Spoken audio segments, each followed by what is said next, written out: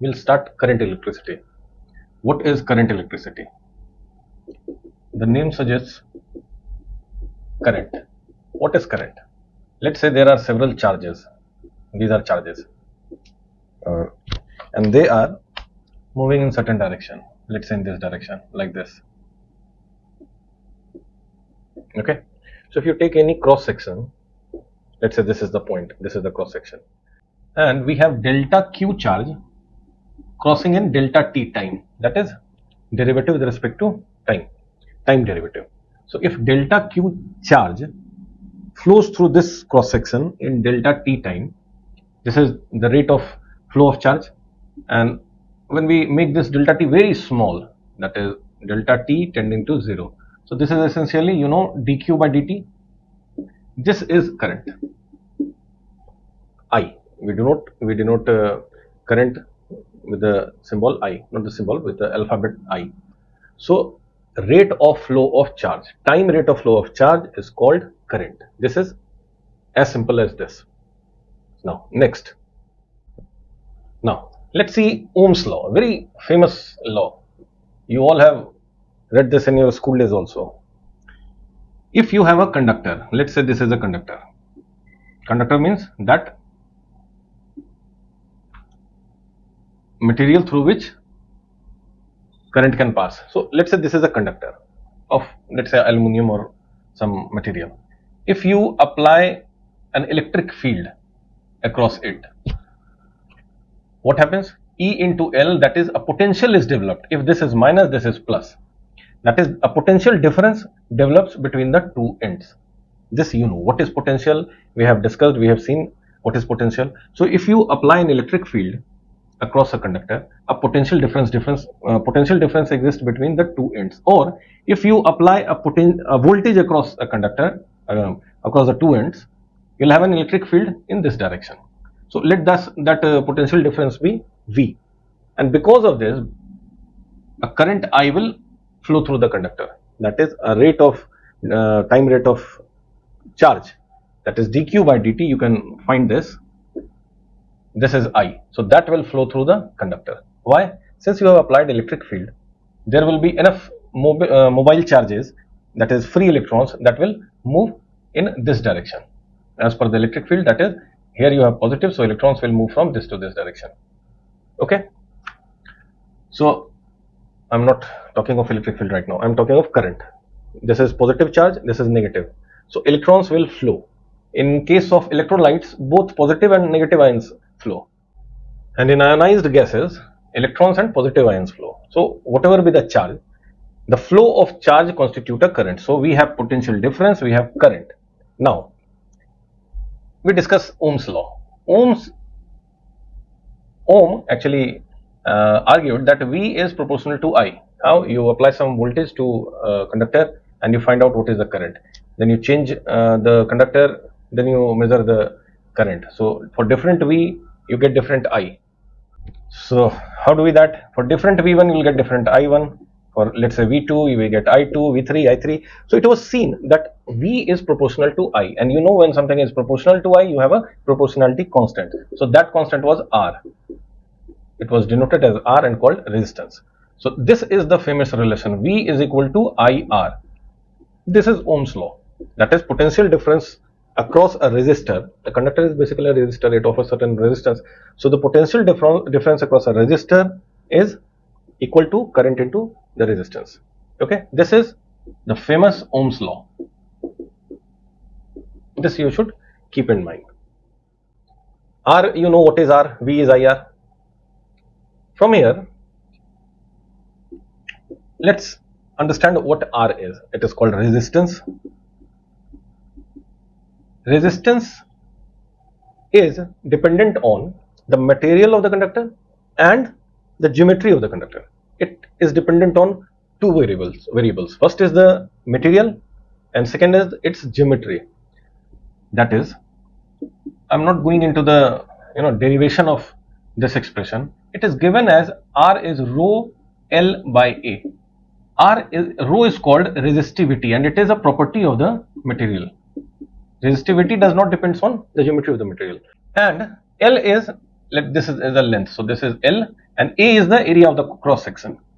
So rho into L into A, that is rho the resistivity, L the length, A the area. So resistance is actually dependent on the material, the resistivity of the material and geometry of the conductor. Okay, so you'll find many questions on this thing. You must have done these things in school. For example, let's hypothetically say that the resistance of a material of a conductor is R when its length is L and this is A and resistivity is rho.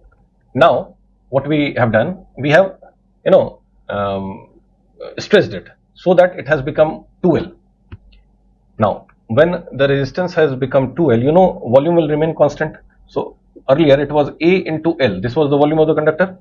Now it will be 2L, so this will have to be A by 2, then only it will be L. So now area becomes A by 2. Rho will remain same because it is a property of the material.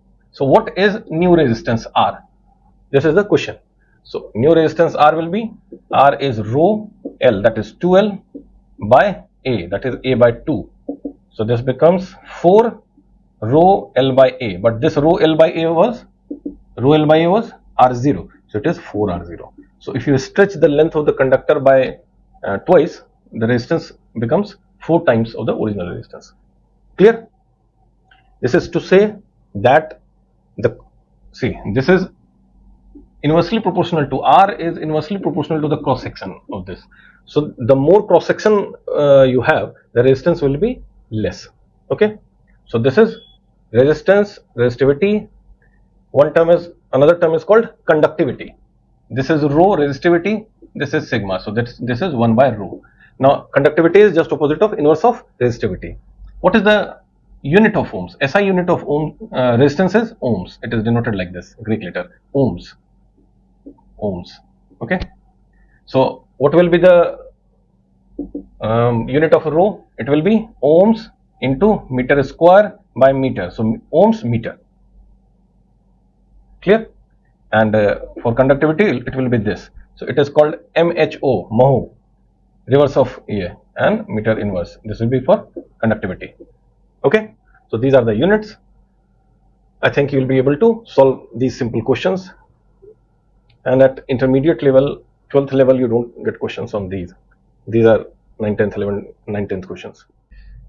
I have told you V is I into R from Ohm's law, and R is I rho L by A. So if you take I by A together, what you have? Rho L. But I by A is what? I by A is denoted by J, letter J, that is current density. See, current per unit area. So it is called current density. Actually, why we want to know about current density, you should understand. If you have a material and you are trying to understand the behavior of the current or voltage, how it is actually shaping up inside the material, you'll have to understand the flow of charge inside that volume. And when you are inside that volume, what you'll get is density, the density of current per unit area. The current will be on the two ends only, that I is entering and if you have this material, let's say I is entering and I is exiting, but inside it, if you are analyzing what is the current here, current is flowing everywhere, and the combination of all, the summation of all is I. So if you want to study at this point, if this is del A, a small area, what you'll get? You'll get current density there, which is dependent on electric field. How? Let's see. So I by A is current density denoted by J, and V is what? Electric field into the length. If electric field is E and L is the length, it is EL. So if we put this together, EL is J, I by A is J, rho L. So L cancel. What you get? You get E is rho J, and these are vector quantities. So this is a very important relation. Okay, or you can reverse it, that J is 1 by rho of E, that is sigma of E, conductivity. Clear? So you should keep this in mind. Now if you just look at a conductor where we have not provided any voltage across it, if this is a conductor and we have not provided any voltage across the terminals, across the two ends, then what happens? Electrons are in metals, in conductors, electrons are free to move. So at any time, several electrons are moving, but they all are moving in random direction, so that if n number of electrons are moving, if this is V, summation of V I equal to 0 to infinity for different, let's say we have, sorry, not infinity, for n number of electrons, we are talking of n, this average is 0. That is, one electron is moving in this direction, another in this. So we have millions of electrons in a piece of conductors, and they all are moving in random directions, so that net velocity is, average velocity is 0. But what happens when you apply a voltage? I'm not going into the theoretical details, I'm just telling you, if you apply a voltage across this, let's say this is plus minus, okay, you apply a voltage, then there is a section of electrons which has an average velocity 0, but apart from that, there are electrons which are drifted towards the, from negative to positive end, because of the applied electric field. You'll have E like this because of this V. So because of this electric field, there will be electrons that will drift towards this side, and that is called drift velocity. Very loosely speaking, I'm just trying to let you understand that there is something or there is a component of current which arises because of drift velocity of charges inside a conductor. Okay, why it exists? It exists because of the electric field created by the voltage, and this, it is generally denoted as Vd. It is equal to E by m. Why E by m? Because E is force experienced by electron, and force is ma. So A is what? E by m. So this is A into the average time of collision, or called relaxation time. If, let's say, one electron collides in t1 time, another collides in t2 time, so we have n number of collision times, and when we take average of all by n, this is called tau. So Vd, drift velocity, is E by m into tau. This you should learn. You might get this time and you will be asked what is the drift velocity, because E, m and E will be given, tau will be given. You will have to find drift velocity. Or there are three variables here, E and m. These are universal, these have universal values. So out of these three variables will be given 2, and you'll have to find 1. Okay. Another important result to keep in mind is J. We know that J is sigma E, where sigma is the conductivity. If you do the physics of this, you will get Ne square by m tau into E.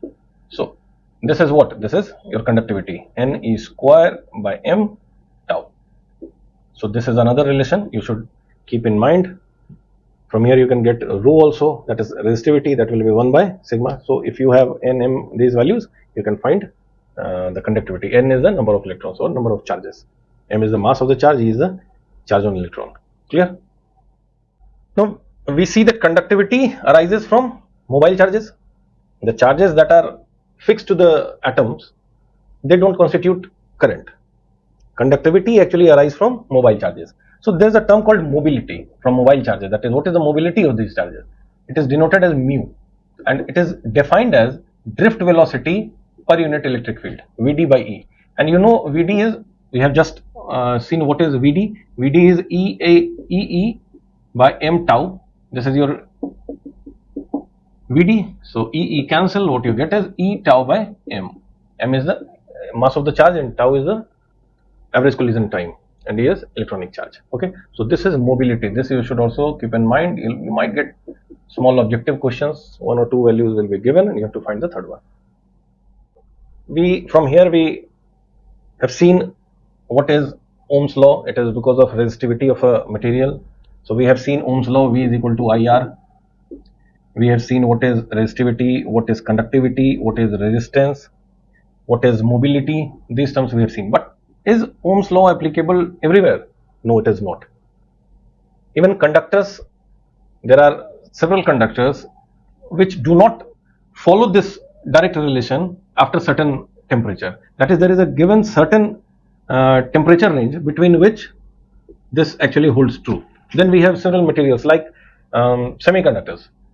You'll have this type of graph, VI relation. If this is V and this is I, VIR means this, but in semiconductors this is the situation. So there are materials also that do not follow this. Okay, so these are the limitations of Ohm's law. You should understand that Ohm's law is not applicable everywhere and every time. It may not be true for a certain conductor beyond its certain temperature range. Okay.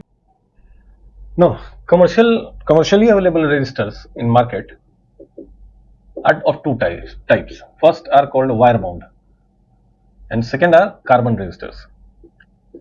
Wire bound use constantan, manganese, nichrome, and these type of alloys. They are from 0 to a few kilo ohms. They have resistance from 0 to few kilo ohms. Carbon resistors are made of carbon. They are, the first property is it is inexpensive. It requires less space, and its value can go up to mega ohms, very high values. So because of these properties, they are extensively used in electronic circuits, carbon resistors. Okay. Now the second thing is that when you take a resistor, a commercially available resistor, it will be like this, somewhat like this. It is available everywhere. You can Google and you can see the picture. It will be like this. Okay. So these are the two terminals where you connect, and this will be a resistor. There will be 4 rings on the resistor. Sometimes it's in the middle, sometimes it's in the this side or this side. The first 2 rings, colored rings, these are colored rings. I have written 4 values here. You'll have many values. You can find this in book. First 2 actually denote the number. The first 2 significant numbers. The third one is the multiplier, and this fourth one is the tolerance band. What is the meaning of this? Let me explain. Let's say we have brown, black, red, and tolerance is gold. This is black, this is brown, first one is brown, second one is black, third one is red, and then you have a gold band. What is the meaning? Brown means number, brown is 1, so this is 1. Black means number is 0, so this is 0. Third is, I told you, multiplier. See, red is 10 to the power 2, so this is 10 into 10 to the power 2. And gold is 5% tolerance band. This is 10 into 2, that is 100 ohms. 100 into 10, so this is 10 to the power 3, that is 1000 ohms or 1 kilo ohms.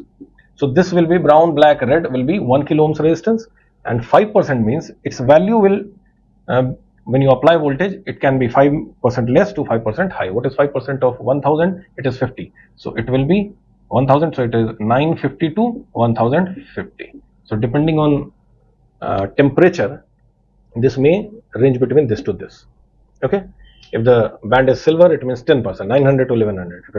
If it has no color, it means 20%. So 800 to 1200 ohms. So obviously you will want to have gold tolerance band only, but the cost is higher. So when you are designing a circuit, it depends on the cost, it depends on the requirement and all. Okay. So this is how we find. Let me take one more example so that it is very clear to you. Let's say the first is red, then second is black, third is orange, and then you have silver. This is, first one is red, second one is black, third one is orange, and then you have silver. Red means you say 2, black means 0, and this into multiplier orange is 10 to the power 3. So this means 20 kilo ohms resistor, and this is 10% tolerance. Okay, clear? Now what is the temperature dependence of resistance? The resistivity of a material depends on temperature. We have a relation for it. It is a linear relation. It is given as rho at any temperature, let's say T, is given as rho at temperature 0 or a reference temperature into 1 plus alpha into T minus T0, where alpha is called the coefficient of temperature, resistive coefficient of temperature. So what is the meaning? Let's say your rho 0 is, I'm just leaving the units, it is 2, alpha is 3, T is, let's say, 300, and T0 is 273. So what is rho T? So you can find it is 2 into 1 plus alpha, I have taken 3, 300 minus 273, that is 27. So this is the value of alpha T. So this is, from here you know that if alpha is positive, which is positive for metals, in case of metals alpha is positive. So in that case, with rising temperature, as the temperature rises, the resistivity increases, and because resistivity increases, resistance increases. Why? Because it is rho L by A. So rho is increasing, resistance will increase. So you can have question on this also. I have given you a simple example, you can understand and you can solve questions. Now what is power? Power in a resistor, power dissipated in a resistor. It is simply P is given as I into V. Very simple, current into voltage. When we'll analyze AC circuits, we'll understand the different values of current and different values of power because of the imaginary component of current.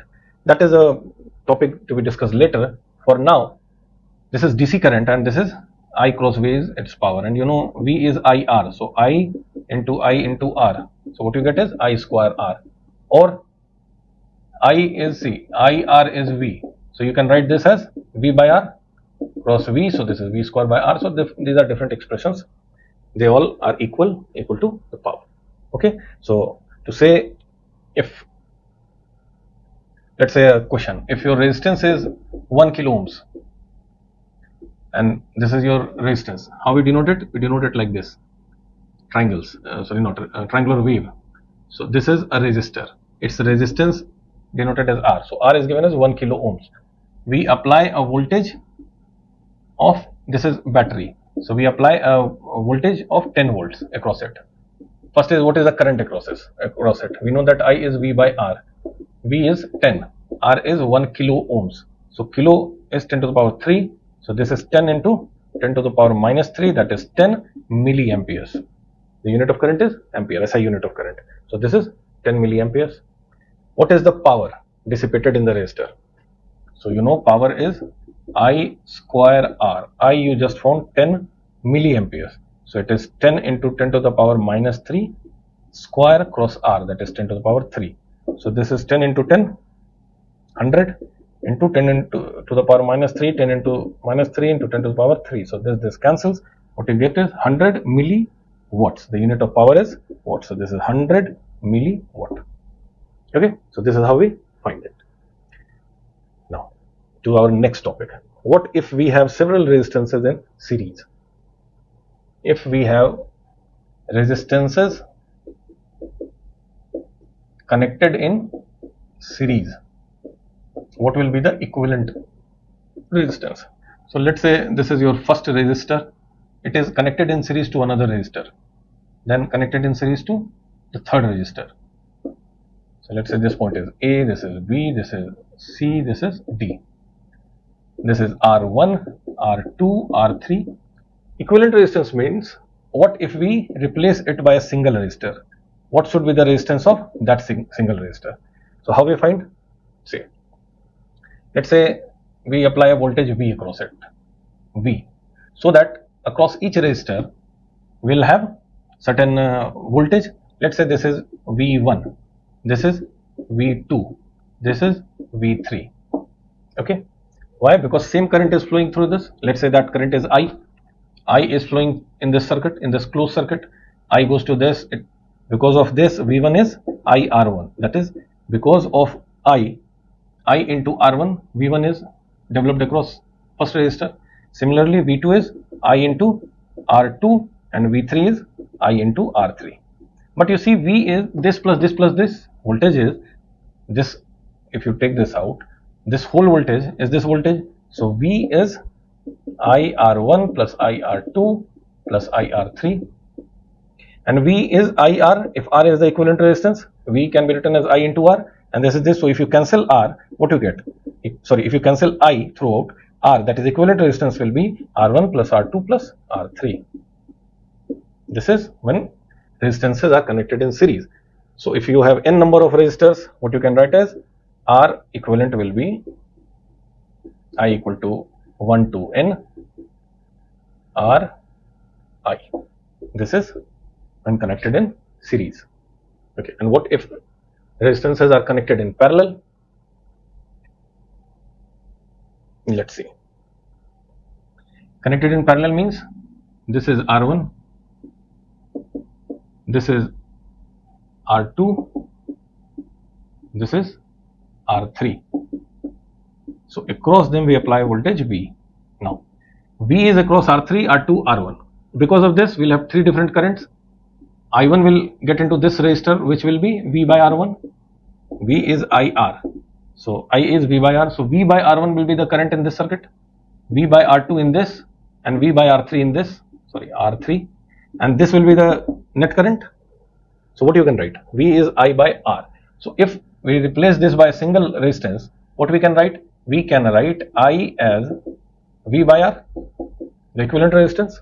And this I is actually I1 plus I2 plus I3. This I is I1 plus I2 plus I3. That is V by R1 plus V by R2 plus V by R3. Okay. So if you cancel V, what you get is 1 by R is 1 by R1 plus 1 by R2 plus 1 by R3. So if you have n number of resistors, we'll add them all. 1 by R4, 1 by R5, 1 by R6 and so on. So this is when connected in parallel. Okay. So we have discussed these things. You can, let me give you two simple examples, one in series and one in parallel. And then you go and practice yourself, and then we'll solve difficult questions. In our next video, we'll solve different questions on this combination. So let's see first example. We have 2 ohms, 5 ohms, 6 ohms resistance. Across this we have a voltage source of 10 volts. We have to find what is the equivalent resistance, what is the current in this circuit, and what is the power dissipated in the whole circuit and power dissipated individually, P1, P2, P3. Power dissipated in this and this and this. Okay. So let's start. We know these three resistors are in series. So equivalent resistance will be R1 plus R2 plus R3, that is 2 plus 5 plus 6.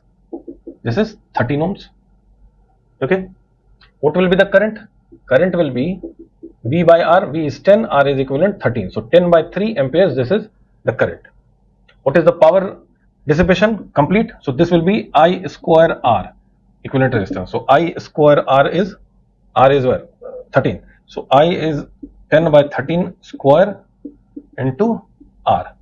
So this is 100 by 13. So this is your power dissipation in the whole circuit. If you want to know what is the power dissipation in this P1, it will be I square, that is 10 by 13 square into 2. P2 will be 10 by 13 square I square into 5 ohms, and P3 will be 10 by 13 square into 6 ohms. And you know total power is P is P1 plus P2 plus P3. So you can see that if you add them all, 10 by 3 whole square, 2 plus 5 plus 6 again into 13, so you'll get this value only. Okay. Now second example.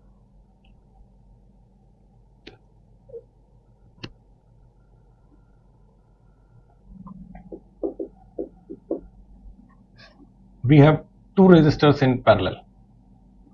Let's say first is 10 ohms and second is 20 ohms. It is connected to a voltage source of 10 ohms, 10 volts. So we have to find current, individual currents, equivalent resistance, all.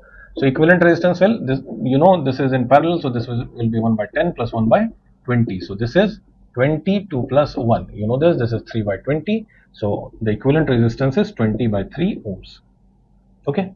What will be the current? Current will be V, that is 10 by R. V by R, that is 20 cross 3. So this will be 3 by 2 amperes. So you have current. What will be the power dissipation? Power dissipation will be P will be I square into R. I is 3 by 2 square into equivalent resistance, that is 20 by 3. So this is 3 into 3 cancels. This is 2 square 4. So you have 4 into 5. So this is 15 watts. Now individual power, see the most simple way is, you know what is voltage? 10. So this current will be, let's say this is I1, this is I2. So I1 will be 10 by 20. 10 is the voltage and 20 is the resistance, so 1 by 2 amperes. So power will be 1 by 2 square into 20, that is 5 watts. Okay. And similarly I2 will be 10 by 10, so that is 1. So second power will be I square into R. R is 10. So this is 10 volts. So if you add the two, 10 plus 5, 15 volts. Okay.